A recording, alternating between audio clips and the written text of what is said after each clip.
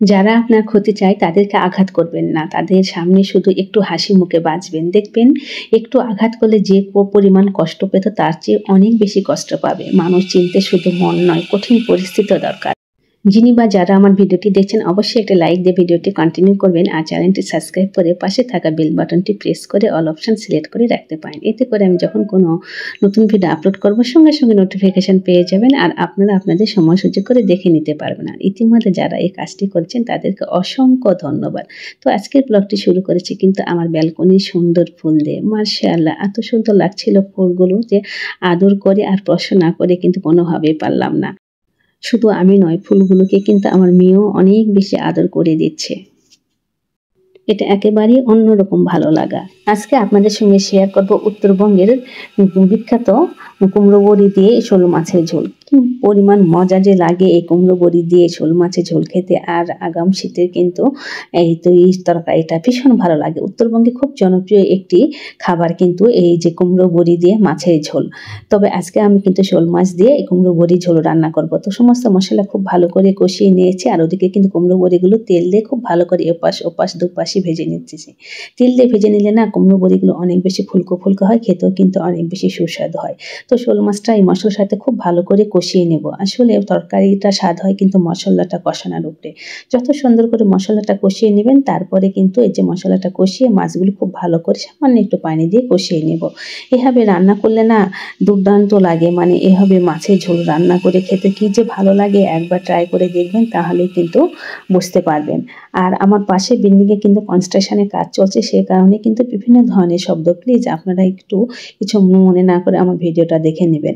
আর নতুন বন্ধুদের কাছে আমার আবারও হাজার রিকোয়েস্ট রইল যে আমার ভিডিও যদি কোনো অংশ ভালো লেগে থাকে তাহলে অবশ্যই একটা লাইক দিবেন আর আমার চ্যানেলটি সাবস্ক্রাইব করে পাশে থাকবেন।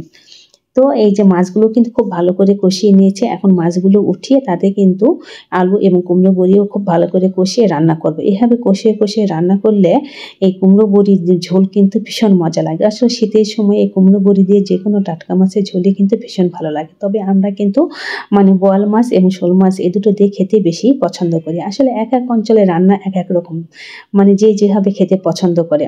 তবে আমাদের উত্তরবঙ্গের এই কুমড়ো বড়ি দিয়ে মাছের ঝোল কিন্তু মানে খুব জনপ্রিয় একটি খাবার এবং সুস্বাদু, সবাই পছন্দ করে। দিলরুবা হেসেলের আপু কিন্তু আমাদের উত্তরবঙ্গের এই কুমড়ো বড়ি ভীষণ পছন্দ করে। আমি তার কয়েকটা রেসিপি দেখেছি, সে কিন্তু মানে এত বেশি পছন্দ করে আমাদের এই রাজশাহীর কুমড়ো বড়ি।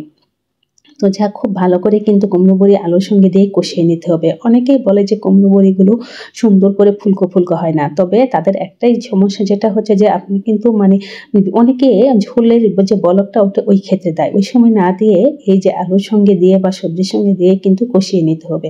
আর কুমড়ো বড়িটা কিন্তু অবশ্যই ভালো হতে হবে। ভালো কুমড়ো বড়ি হলে কিন্তু অনেক বেশি ফুলকো ফুলকো হবে আর একদম খেতেও কিন্তু অনেক বেশি ভালো লাগবে। তো এই যে কুমড়ো বড়ি এবং আলু দুটোই কিন্তু মাশাআল্লাহ খুব সুন্দর করে কষানো হয়ে গিয়েছে আর সেদ্ধও হয়ে গেছে। তো এই পর্যায়ে কিন্তু আমি এখন ঝোলের জন্য পর্যাপ্ত পরিমাণ পানিটা দিয়ে দেব। আর যেহেতু কুমড়ো বড়ি মানে অনেকটা কিন্তু পানি টেনে নেয়, সেজন্য কিন্তু ঝোলের পরিমাণ একটু বেশিই দিতে হবে। পরে দেখবেন যে অনেকটা তো একদম শুকিয়ে গিয়েছে। তো একদম শুকনো হলে ভালো লাগে না, একটু ঝোলঝোল থাকলে কিন্তু কুমড়ো বড়ি তরকারি ভালো লাগে। তো বেশ কিছু ধনিয়া পাতা কুচি দিলাম আর এখন ওই যে কষানো মাছগুলো দিয়ে খুব সুন্দর করে বলক উঠিয়ে তারপরে কিন্তু একদম মানে পারফেক্টভাবে কুমড়ো বড়ি দিয়ে শোল মাছের ঝোল হয়ে যাবে। তো আপনারা কিন্তু এভাবে একবার ট্রাই করতে পারবেন। আসলে আমি কিন্তু কোনো রেসিপি শেয়ার করছি না, যে আমরা যেভাবে খেতে পছন্দ করি ঠিক সেটাই তুলে ধরছি।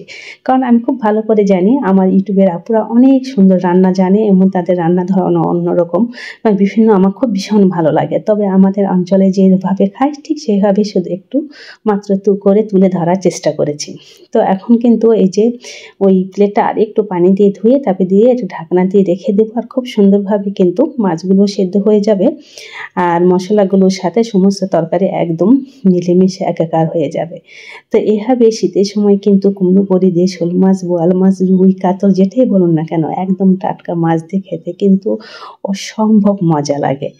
তো এই যে এখন কিন্তু খুব সুন্দরভাবে বলক উঠে গেছে আর কুমড়ো বড়িগুলো দেখুন কত সুন্দর একদম ফুলকো ফুলকো হয়েছে আর একটা কুমড়ো বড়িও কিন্তু ভেঙে যায়নি। তো এভাবে মানে খেতে আমি যেমন পছন্দ করি আমার হাজবেন্ডও কিন্তু ভীষণ পছন্দ করে।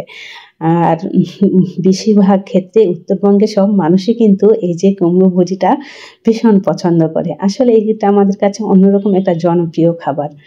তো মাশাআল্লাহ সমস্ত বড়িগুলো খুব সুন্দরভাবে ফুলে উঠেছে, ভেঙে যায়নি। আর কুমড়ো বড়িটা অনেক, অনেক বেশি ভালো। সে কারণেই কিন্তু অনেক বেশি ফুলকো, ফুলকো হয়েছে।